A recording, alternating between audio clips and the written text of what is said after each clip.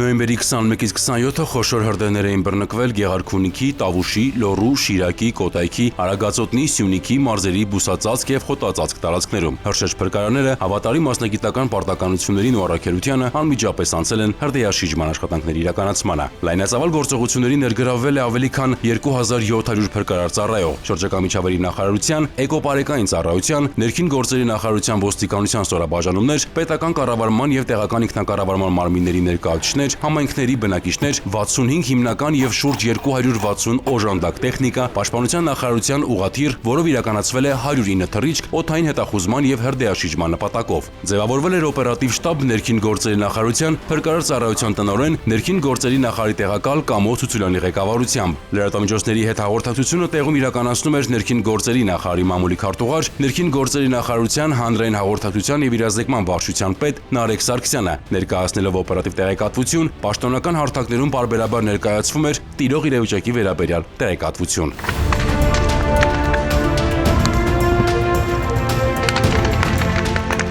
Մեծամասշտաբ հրդեհի վերաբերյալ առաջին ահազանգը ստացվել է նոյեմբերի 21-ին։ Մարտունու, Վարդենյանց Լեռնանցքի, Զոլաքարի, Լճաշենի եւ այլ տարածքներում բռնկված օջախները մարելու նպատակով ներքին գործերի նախարարության փրկարար ծառայության ուժերը անմիջապես անցել են հրդեհաշիջման գործողությունների։ Հրշեջ փրկարաններին հաջողվել է արդեն նոյեմբերի 25-ին նշված հատվածներում ամբողջովին մեկուսացնել հրդեհը, կանխելով կրակի տարածումը, անտառային հատվածներ եւ բնակելի գոտիներ։ Նոյեմբերի 22-ից 24-ը ահազանգեր են ստացվել նաեւ Տավուշի մարզի Նավուր բնակավայրի եւ Դիլիջան քաղաքի հարակից անտառածած տարածքներում բռնկված հրդեհների վերաբերյալ։ Իրականացվել են մեծամասշտաբ հրդեհաշիջման աշխատանքներ։ Դիլիջանի ոլորանների եւ Լեռնային Հայաստան առողջարանի մոտակա հատվածներում արձանագրված հրդեհները մարվել են։ Հրշեջ փրկարաններին հաջողվել է կանխել հրդեհի տարածումը դեպի առողջարանային գոտի ու բնակելի տներ։ Իսկ լուրերն այն մասին, թե հրդեհների հետևանքով կենդանիներ են տուժել, ապա տեղեկատվություն է։ Նույն ժամանակահատվածում ահազանգեր են ստացվել նաեւ Լոռու, Շիրակի, Կոտայքի, Արագածոտնի, Սյունիքի, Մարզերի, Խոտածածկ եւ Բուսածածկ տարածքներում բռնկված հրդեհների վերաբերյալ։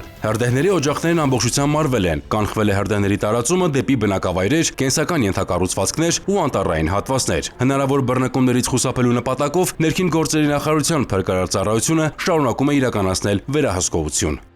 Ցավոք նոյեմբերի 26-ին ծառայական պարտականությունները կատարելիս զոհվել է հրշեջ փրկարար, փրկարար ծառայության սերժանտ Տարոն Սիմոնյանը, եւս 4 հրշեջ փրկարար տեղափոխվել են բժշկական կենտրոն, նրանց կյանքին վտանգ չի սպառնում։ Այս ընթացքում ԶԼՄ-ներում եւ սոցցանցերում հրապարակվեցին չճշտված, որոշ դեպքերում նաեւ խուճապային տրամադրություններ հրահրող տեղեկություններ։ Փրկարար ծառայության կողմից օպերատիվ չգործելու, տեխնիկայի անբավարարվածության, իրավիճակը չվերահսկելու վերաբերյալ, իսկ իրականում փրկարարները համագործակցելով գործընկեր կառույցների աշխատակիցների հետ գործեցին պրոֆեսիոնալ եւ օպերատիվ։ Նրանք օրերի ընթացքում մարեցին հրդեհները, կանխեցին հետագա զարգացումները ու անդառնալի վնասը։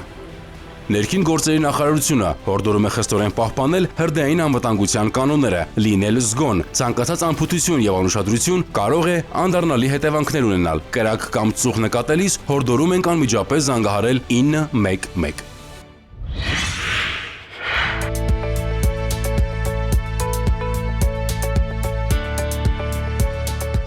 Ծառայողների մասնագիտական հմտությունների կատարելագործումը մշտապես ներքին գործերի նախարարության ուշադրության կենտրոնում է։ Այդ համատեքստում պարբերաբար անցկացվում են վերապատրաստման դասընթացներ, սեմինար քննարկումներ, հանդիպումներ տարբեր մասնագետների հետ։ Նոյեմբերի 26-ին մի շարք պարեկային ծառայողներ հանդիպում են ունեցել պարեկային ծառայության պետի տեղակալ Արման Չիլինգարյանի հետ։ Քննարկվել են ծառայության ընթացքում առաջացած խնդիրներն ու դրանց արդյունավետ լուծումները, որոնք նպաստելու են ծառայողների մասնագիտական աճին եւ ծառայության որակի լավարկմանը։ Ոստիկանության բարեփոխումների շրջանակում մեծ ուշադրություն է դարձվում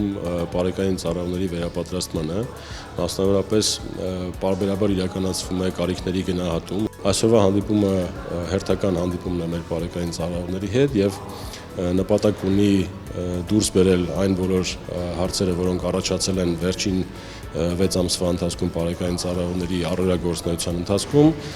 տալ դրանց պատասխանները, ինչպես նաեւ իրավական պարզաբանումներ ներկայացնել։ Պարեկներն առանձին դեպքերի օրինակներով ներկայացրել են զննություն իրականացնելու ընթացակարգերի, արձանագրությունների կազմման, վարչարարության առանձնահատկությունների, բանավոր դիտողության կամ նախազգուշացում կիրառելու վերաբերյալ հարցեր։ Ներկայացվել են նաև խնդրահարույց մի շարք իրավիճակներ, որոնք պահանջում են միասնական մոտեցում եւ հստակ ուղղորդումներ ապահովելու հասարակությանը մատուցվող ծառայությունների արդյունավետությունն ու օրենքի կիրառման միանշանակությունը։ Քննարկվեց ծառայության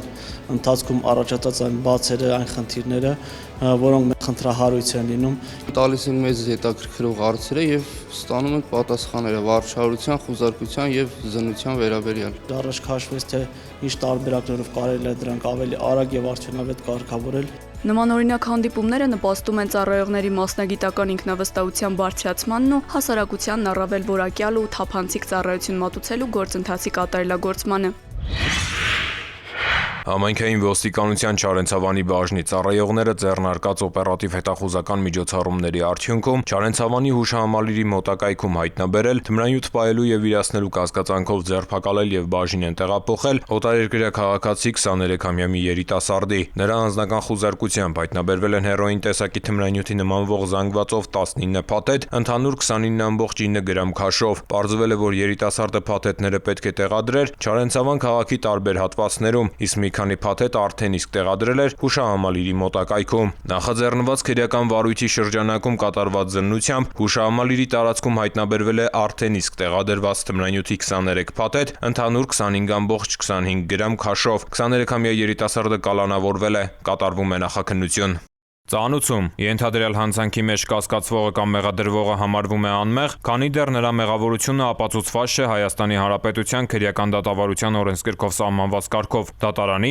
օրինական ուժի մեջ մտած դատավճռով։ Հրդեհները շրջակա միջավայրի կենսանվտանգությանը սպառնացող մարտահրավերներից են, որոնց առաջացման պատճառները գլխավորապես մարդկային անուշադրության արդյունք են։ Հաճախ մարդիկ չգիտակցելով բացասական հետևանքները գյուղատնտեսական աշխատանքներին ընդառաջ այրում են խոզանն ու բուսական մնացորդները, նպաստելով հողի որակական հատկությունների կորստին, բուսական եւ կենդանական աշխարհի ոչնչացմանն ու մթնոլորտային օդի աղտոտմանը։ Խոզանների այրումը վատթարացնում է հողի օրգանական կազմը, նվազեցնում խոնավությունը, նպաստում է հողում եղած օգտակար նյութերի քայքայմանը, նվազեցնում է հողի բերիությունը, նպաստում է թոքերում քաղցկեղի առաջացմանը, առաջացնում է հազ, ցավ կրծքավանդակում եւ շնչառական խանգարումներ, ոչնչացնում է միջատներին, սողուններին, մանր կաթնասուններին, խոչընդոտում է սննդանյութերի ցիկլը, սնման շղթայի կապերը եւ բույսերի սերմերի տարածումը, ինչը կարող է հանգեցնել տեսակների անհետացման կամ դրանց պոպուլյացիաների նվազեցման, ազդում է էկոհամակարգի ինքնավերականգնման հատկության վրա։ Հարգելի քաղաքացիներ, զերծ մնացեք խոզանների այրում կատարելուց, պահպանելով շրջակա միջավայրի կենսաբազմազանությունը,